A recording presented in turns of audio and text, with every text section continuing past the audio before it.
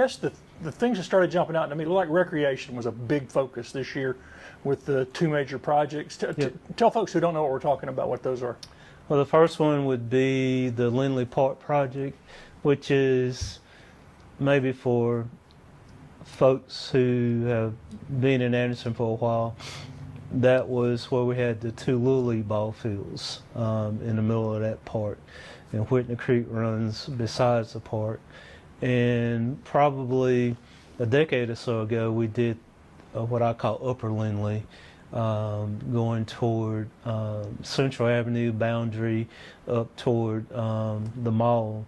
And it turned out to be a nice project. It has like, I think about a third of a walking path, and it's probably one of the prettiest spots, I think, one of our prettiest parks.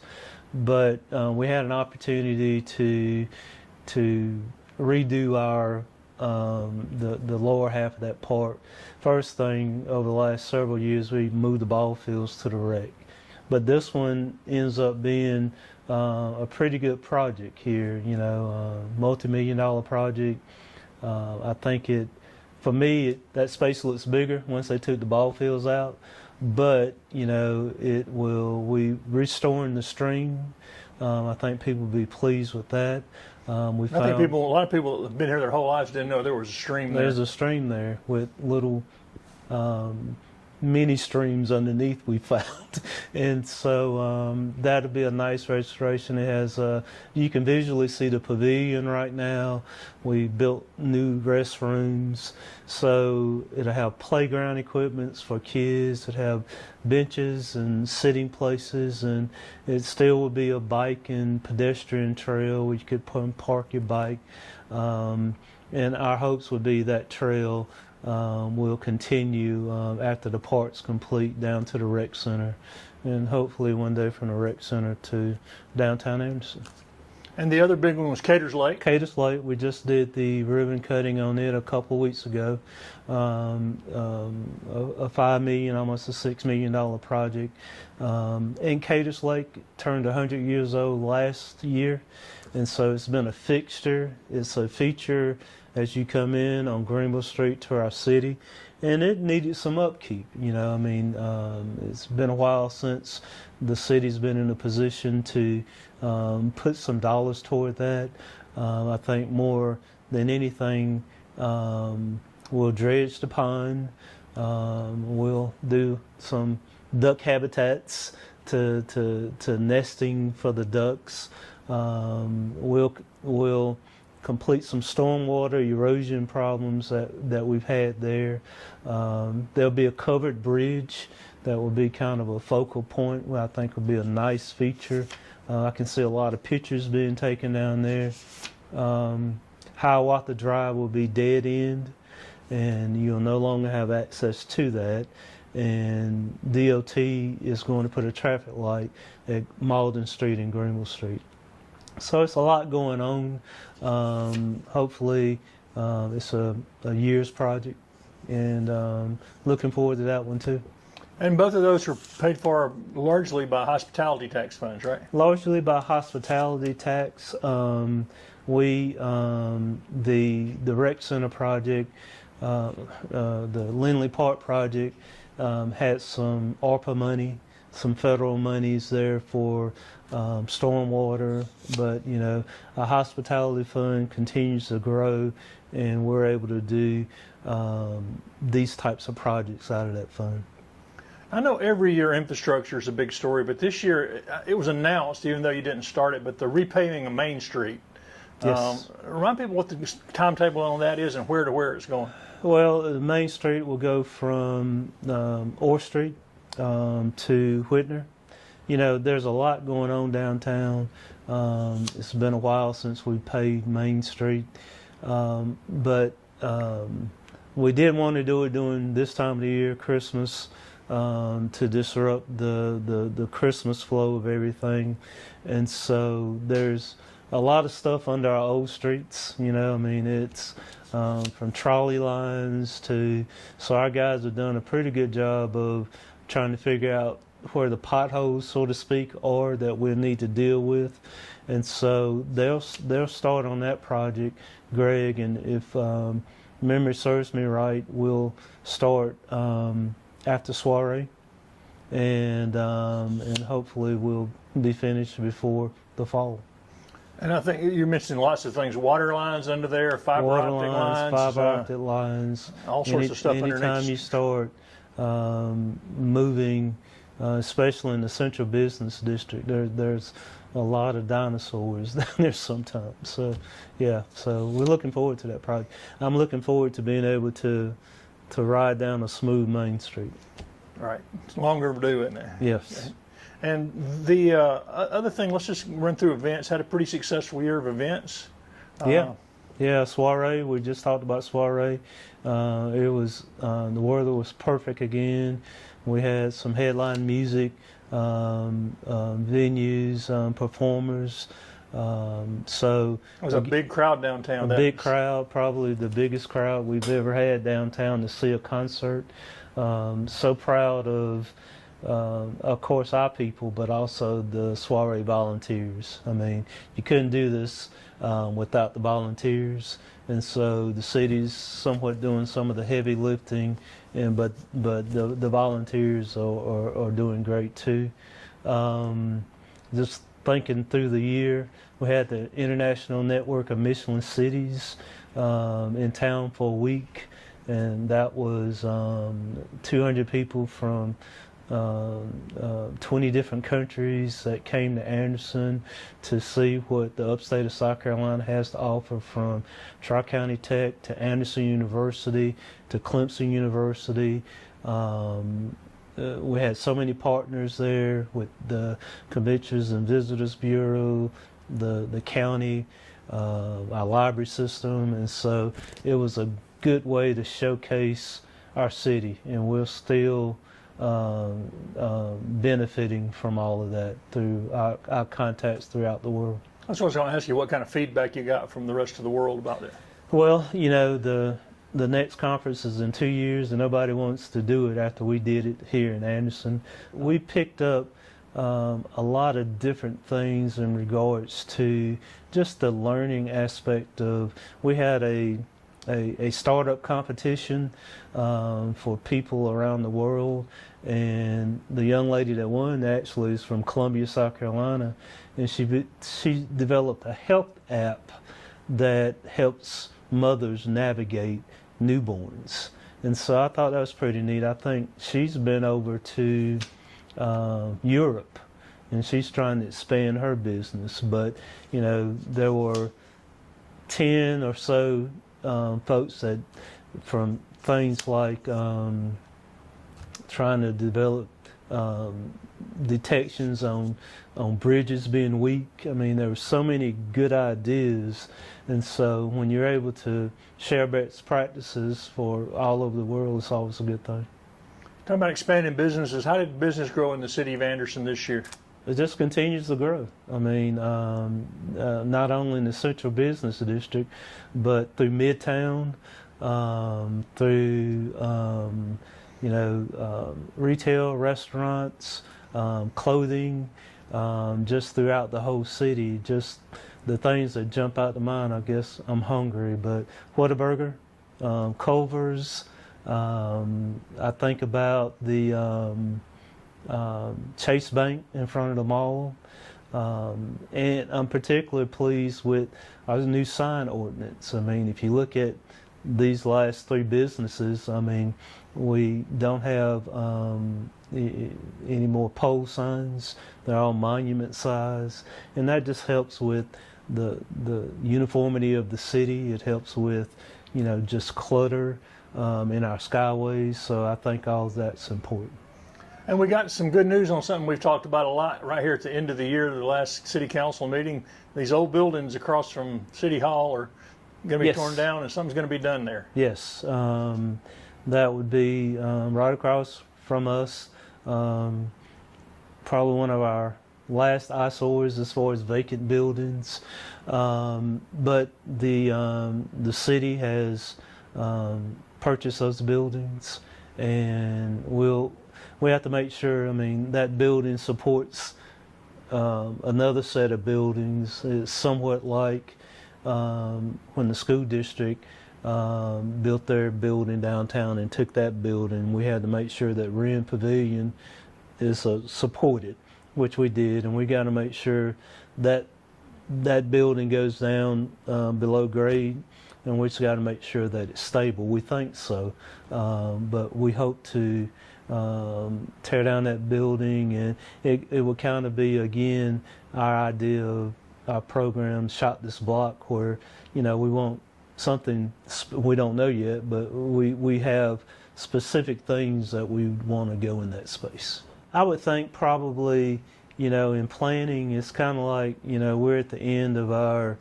recreation master plan with Caters Lake, and so we've got to start engaging the public again about, what do you think the next rec plan, how does that look? And even Shot This Block was about, what do you think needs to go here? And probably one of the things when we did that, unbeknownst to the people that participated in it, but everybody said we need a downtown hotel, and our city manager had already started, on the talks about a downtown hotel with a parking garage. The occupancy rate is from what I understand, is really good, above the industry average, and so I think probably for the hotel, it helps the Monday through Friday business traveler, the guy that's coming down and spending a week here, that can park his garage, and walk to dinner and the amenities, as opposed to being out on the interstate, for example, in a hotel. So I think that's helped AU football, Clemson football, so they get some guarantees there. They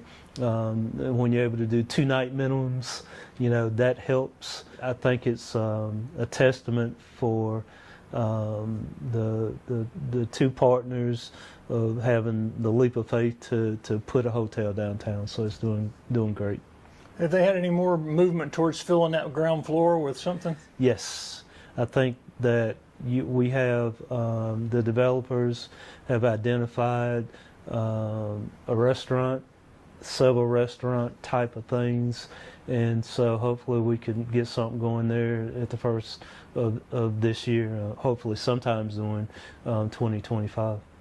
I don't know that we've talked about this, but the Bleckley station has been on the market, at least on the soft market, for Yep. sale. Has the city had any interest in that or not at all, or has the council talked about it? There's cities of our size that own convention centers in their downtown area, and we would love to see it continue to do what it's doing, because it creates something that's a little different for cities our size. I think, to give a parallel, I know our friends up in Greenville would like to have a downtown convention center as opposed to the one they have on South Pleasantburg. It just adds a great deal to it.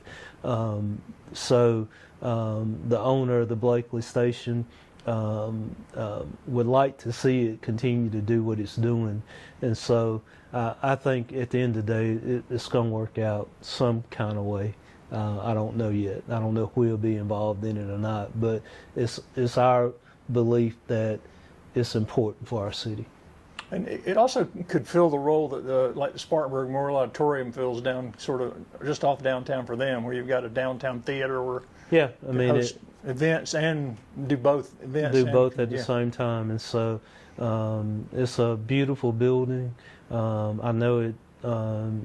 This time of the year, it appears that there's something there almost 2 or 3 times a week, and so, and even off season. But I think it's important. Do you have any idea how many housing units were annexed this year, or planned from this past year, roughly? Roughly, they all don't get built at one time, Right. but about 5,000. And the bigger, and it just depends on where you are, where you live. You see things. Now, there's a lot of infill development that's happening throughout the city. Remind people who don't know what that is, what infill development is. Infill development is just developers are looking at lots within the city. There aren't subdivisions, and so I think probably the one that jumps out at me right now is on East River Street, where a developer has come in and bought existing lots, and I think there are probably 5 houses that he's putting on these lots. So we just annexed some property. First reading annexed some property on Malden and Blakely Street for workforce housing. We just got good news on our Murray Franklin project that they're 80 market rate apartments, 80 to 90 market rate apartments that are coming there. So attainable housing is important. The other one that has a feel point, a touch point for people is Crestview Midway. There are a lot of homes out there, 4 subdivisions, maybe 5 subdivisions that are in various stages of building.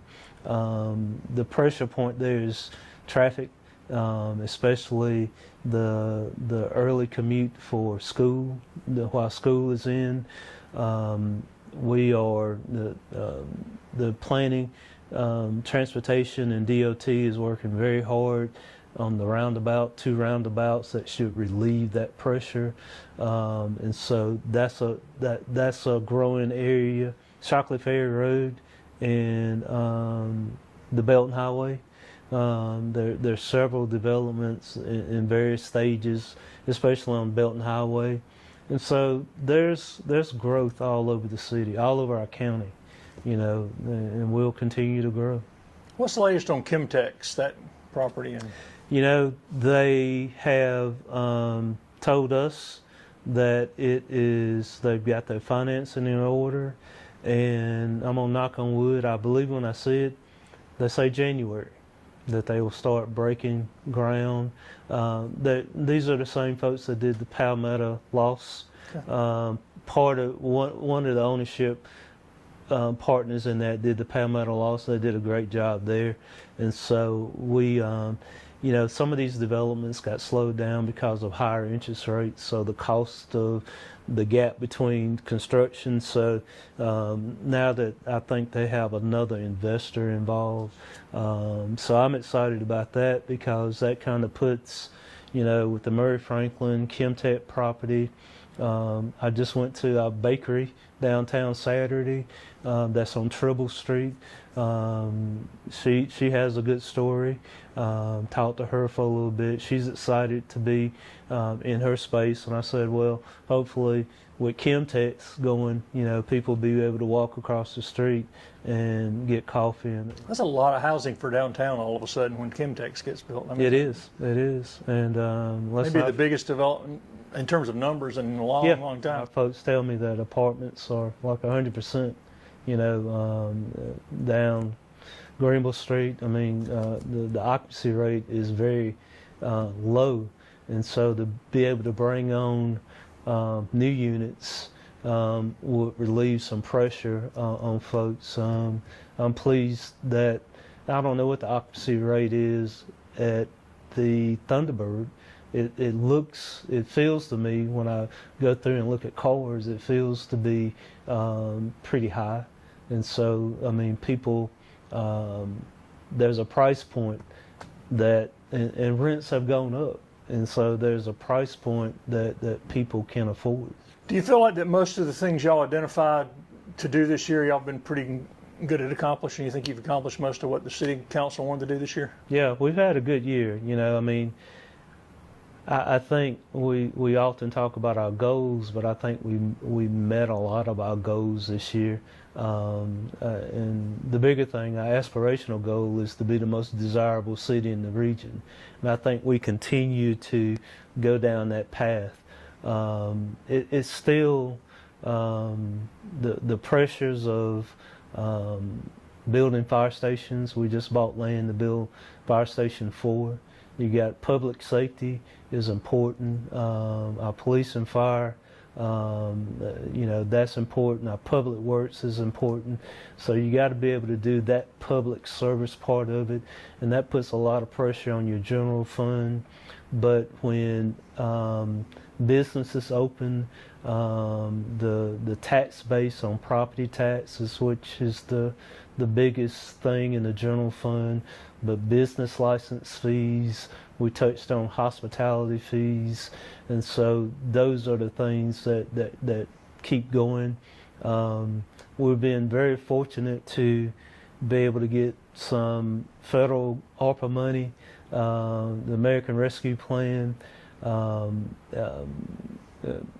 sat there and we got some grant money, almost $25 million for water lines and sewer lines, and that helps a lot. That takes a lot of stress off of our general fund. I don't know how we've done some of those projects. We kept pushing those projects back if we hadn't been able to secure the funding through our federal government, our state government. And a new council member this year after one retired? We did. It's been a while since we had an attorney on our council, and we have a new one in Greg Steele. I've been very impressed with his engagement so far, and so our council has changed over the years, but we always are able to work as a unit. We agree to disagree, and we keep it civil. And so I think that's important. And we're winding down the year, had one of the biggest tree lighting crowds I think I've seen. Yeah, I mean, that event keeps getting bigger and bigger every year. As the tree does. As the tree does. It's beautiful. Chairman Dunn and his folks do a good job of getting that up and running. Ice skate. I was down at the ice park. Real ice. Go see it. Real ice. Did you get out on the ice? I did not get on the ice. My wife did. She didn't get hurt. But I think probably my takeaway was there was a guy and his family were there. They had obviously they had been in an environment where they had the hockey mask and everything in this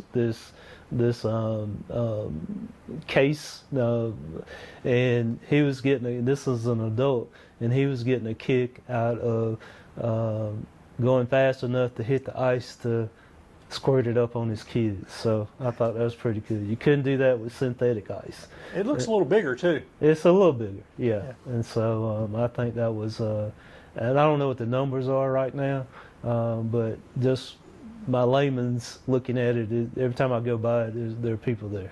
The MLK breakfast will be, I think, our 19th one. Coming up in January.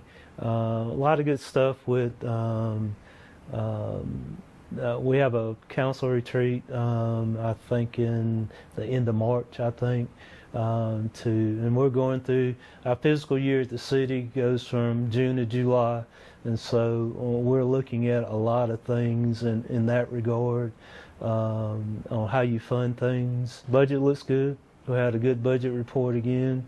We're able to have reserves. You need reserves because we didn't talk about Hurricane Helene. We had the May microburst that wreaked havoc throughout the city, and so we've had to, and hopefully at some point in time FEMA will reimburse us, but until then we had a lot of work that we had to do. A lot of help, with other cities from Myrtle Beach to Rock Hill that came in and helped us. So, knock on wood, we won't have the disruption in hurricanes and winds that we had in 2024.